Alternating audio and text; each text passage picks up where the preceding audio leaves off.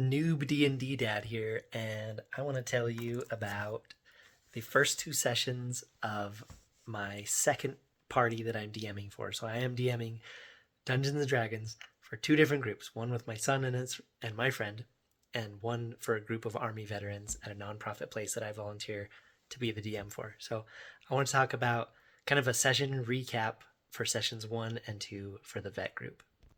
Both campaigns are from this book, by the way. So quick recap on my party's characters. So contrary to what I asked them to do, I asked them to go from the essentials kit character list and make very basic characters because I'm a new DM. But they got on D&D Beyond and made a paladin, warlock, half-orc, a gnome rogue, a half-elf bard, and a goblin sorcerer. Like none of that is in the essentials kit. So I'm like, hey, you guys manage your characters on D&D Beyond. Manage your characters. Words are hard. Me and my whole family have been sick for many days, so brain's not ticking how it should be. All right, so this party starts off quite differently from my son's group. The other one's my son and my friend, and so the vet group, it's 4 guys. They're all U.S. Army veterans, and they all are lifetime gamers, and so they just play fast. So I just plop them in the middle of Phandalin.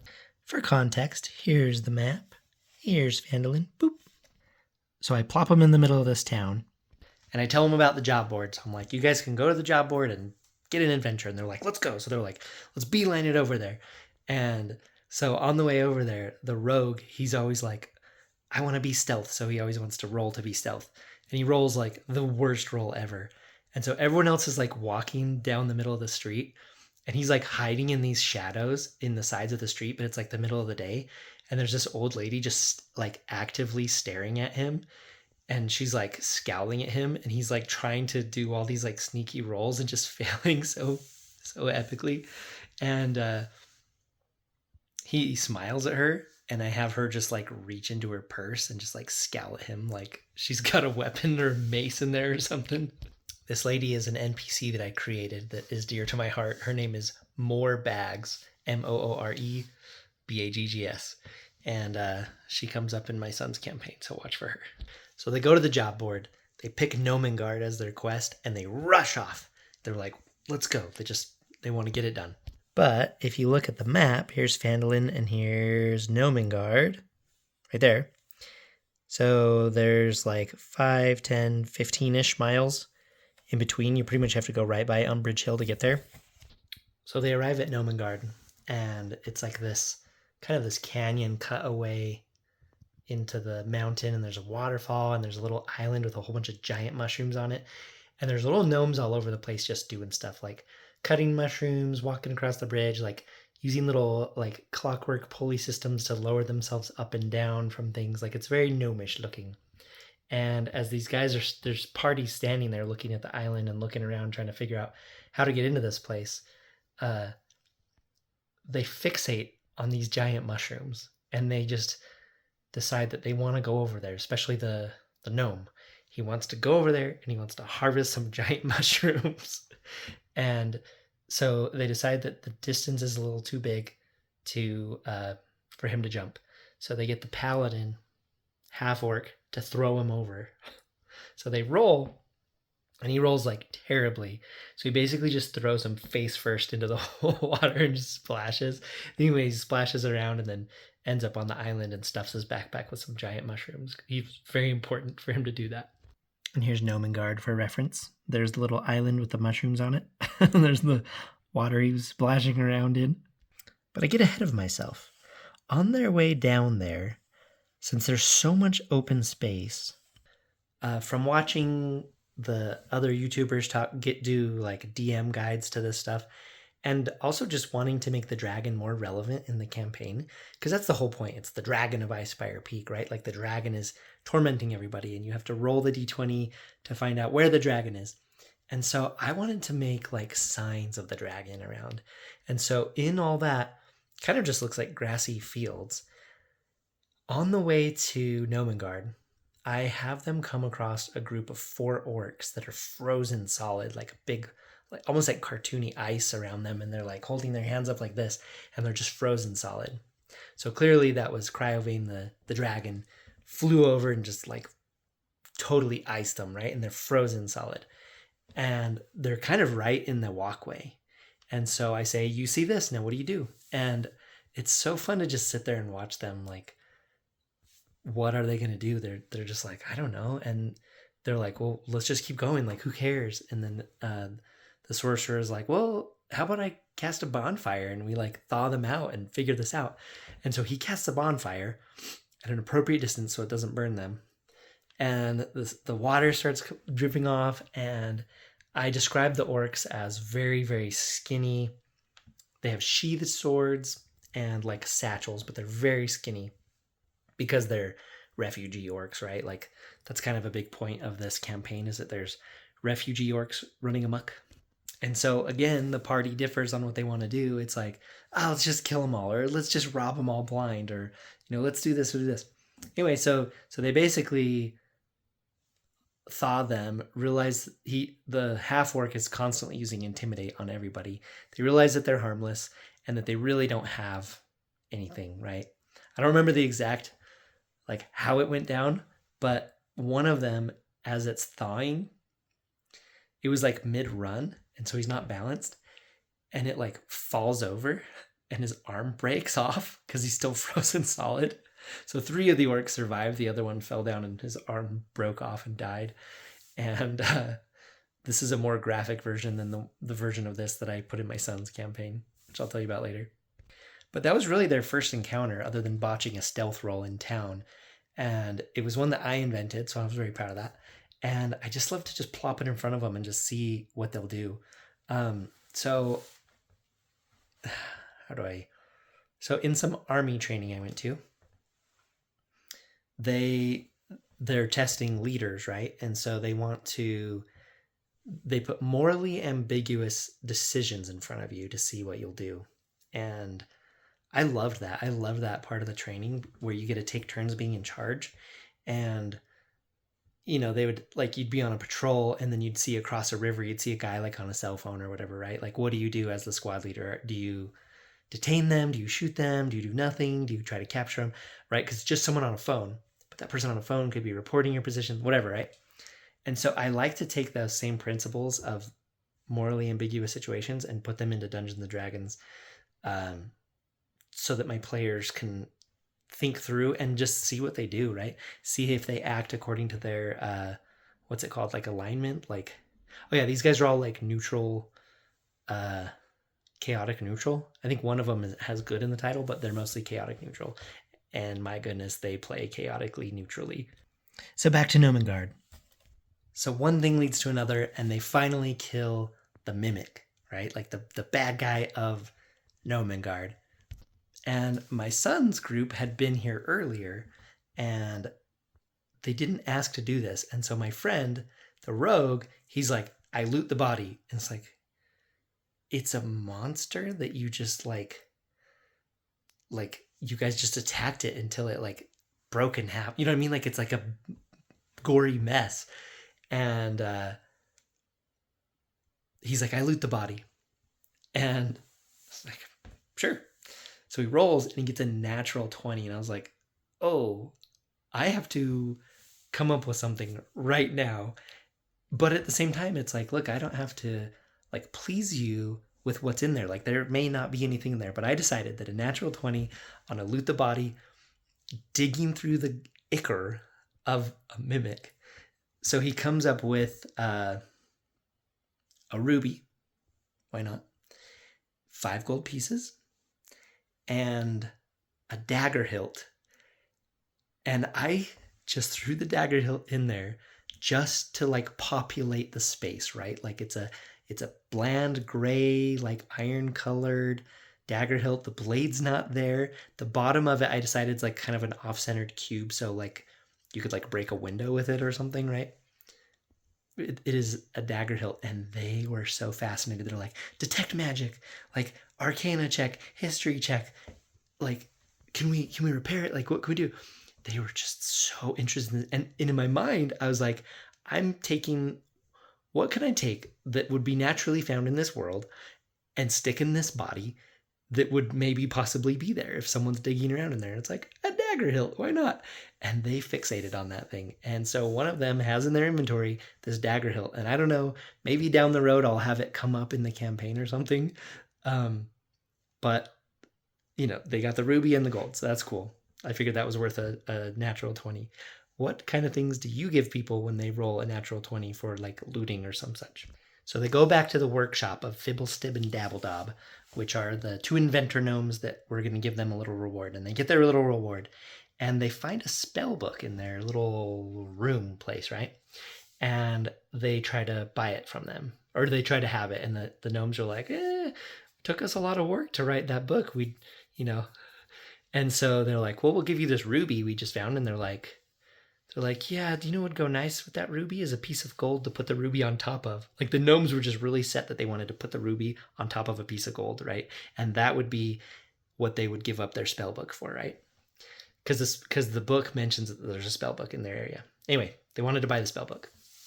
And the rogue gets very, very cranky that they want an extra piece of gold and not just the ruby for the book. And so the half-orc does his thing and he intimidates them again. And so they take just the ruby. They don't get a piece of gold to set the ruby on top of it. That's all they wanted. All right, now the session is about to get bardy. So the king and queen of Gnomengarde, King Corbos and Queen Nerkly, the book had them as two kings with the same names, sharing a bedchamber, but I changed it to a king and a queen. So the king and queen of Gnomengarde they're in their chamber, they're terrified of the mimic, right? So they won't come out till it's safe. So the party has to go tell them that it's safe and kind of ask for a reward, right? So they go there, they open the door, and they're like, hey, we killed the mimic. And they're like, well, how do we know you're not the mimic, right? They all ask that. But the bard is like, well, maybe I can like sing you a song of our tale of us defeating the mimic. And so he rolls for performance and he rolls with all of his bonuses. He gets a 25. And so not only are they convinced, but Queen Nerkly is very convinced and she is like swooning over the bard. She's like leaning on him, like stroking his arm. And the king is just like, whoa, yeah, you guys are the best. You guys are so brave and epic. Like that song was so moving. And so he goes and gets additional magic and treasure items that are in the book and brings them out. And they say, do you know what? Like, you guys should sleep in our bedchamber. So the king and queen decide to go sleep on the floor in their throne room. They grab like a bedroll and go sleep on the floor in the throne room. And they give their very nice king and queenly bedchamber to the adventuring party. And one of the things I added to the bedchamber that I'm very, very proud of, because this is like in a mountainside, right? So there's a huge bed, and then on the wall, I have it be like a waterfall is coming down inside the room and then pooling up on the floor inside of kind of like a natural like basin tub thing. And then it has like an overflow where it goes back out into the mountain. And so you can like wash up and shower and stuff, because these guys, I had them just covered head to toe in just mimic gore. And so I was really proud of that kind of like wash, that nice like natural wash station inside their bedroom, so that of course they can all shower, they can all go to bed, and they bring them food, right? So they take a long rest, they get all rejuvenated, and they step off on their way back to Phandalin so that they can go get their money for their quest, and they can get a new quest, and they can level up, right? Because I'm doing the milestone level up system, and I haven't been letting them level up until they get to town. But lately, in the later sessions, I've been not following that because they've done so much before they finally get back to town. Anyway, so on their way back to town, I roll the d20 to find out where the dragon is, and it comes up at Umbrage Hill, which, if you remember, is right on the way back. And so I'm like, oh my gosh, they are going to cross paths, not only with the dragon, but with the Umbrage Hill quest. So I was like, oh, this will be interesting. So in the distance, so one of them, I think, had some power to run faster than the others or whatever. So he starts scouting ahead, sees a dragon, decides to warn the other guys with his wand of pyrotechnics that he had just gotten. So he's like, pew, pew, pew. So they're like, whoa, what is it? What is it? So they're like, there's a dragon over there. And what they saw was the dragon swooping down, pick something up, and go up into the air, and then drop it. And it falls down, and then they leave. So then they go running over to Umbrage Hill to investigate, and they see a manticore, right? So I have the dragon had attacked the manticore, and the manticore kind of fought its way out, but the manticore is injured, but it's kind of still threatening the lady, right? And so they start talking to it, and I was like, oh, hey, cool. So they end up healing the manticore. They're like, hey, is there any way we could like get you to, like get out of here so this lady will be safe? And he's like, nah, I'm hungry. Like, I'm not gonna do that. And they're like, well, and they're rolling like performance, and they're rolling like persuasion, and they're just trying to like convince this thing. And they're like, well, if we feed you, will you go away? And they're like, well, what food do you have? And they just had like rations and mushrooms and stuff. And it's like, no. Anyway, so they're just trying to feed it. And so finally they get a good persuasion roll. And the paladin's like, I'm going to heal it. So he does this roll for whatever healing. And it's like a terrible roll. So I have the paladin just go over to the manticore, and he's just like stroking it. And it's just like not working, right? Because I have that, he's got like frostbite on his back or whatever. So this is the manticore. He's not a nice looking creature. He is lawful evil and speaks common. Anyway, so the paladin's failed roll, and he's just sitting there like stroking it, and the manticore's like getting pissed. He's like, I'm just gonna eat you guys. Like, this is dumb. Anyway, so he finally pulls something else out of his hat to actually get the healing to work. So he heals the manticore, and they're like, okay, we healed you. Like, how about you go? And he's like, all right. And they give him some food too, right? So he's kind of pacified, he's healed, and he decides that, kind of like Thrawn in Star Wars, he's like, another day, adventurers. And I can't remember what the adventurers said to him, but as the manticore's like running off, I think they were like, hey, remember us, like, don't forget about this. And I have the manticore just like stop and just like over his shoulder just like flip them off and then just keep running. Figured a bunch of vets, that'd be appropriate. I'm actually really proud of that moment. I kind of got that from Fantastic Mr. Fox when Mr. Fox rides up and there's the wolf up on the mountain and the wolf goes like this, right? And I was like, I think a manticore could flip off someone over his shoulder. So they do a long rest in the windmill after they talk to this lady, Adabra, to make sure she's safe. And she's actually going to stay there because she's safe now. And they give her a healing potion, or she gives them. They go back to Phandalin. They get their reward for Gnomengarde. And then I have them go look at the quest list. And I left that Umbrage Hill quest on there, and they read it. And they're like, wait a minute, we just did that. So then they go back over to the town master, and they're like, hey, like, we totally did this one too. And the town master, I would have him just open his little thing. She'd be like, who's out there? There's no dragon food in here. And he just like closes. He's like always really scared. And then he just like drops his coins through one at a time on the ground. And it's very frustrating to them.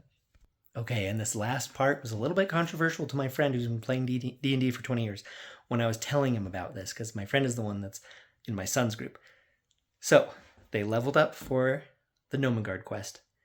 I also had them level up for the Umbrage Hill quest, because I felt like they handled it really well. And according to the milestone thing, you do level up for those first two quests. So my friend didn't really like that they got to level up twice for that, but it just made sense. They came back and they had accomplished both quests. So I got them, let them take 2 levels. All right, so this has been the sessions 1 and 2. So I'm going chronological here, of the veterans group, the group of Army veterans that I am DMing for.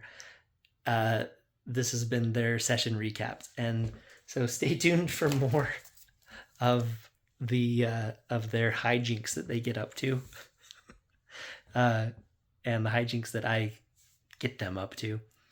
And I'll also do more recaps of my son's game as well. So thank you so much for watching. I'd appreciate any feedback or other stories. You guys have been so great sharing your stories of D&D. It's been awesome. But yeah, I figured I'd share the first 2 sessions of the vet group. So thanks for watching, and we'll see you on the next one. Subscribe if you like this kind of thing.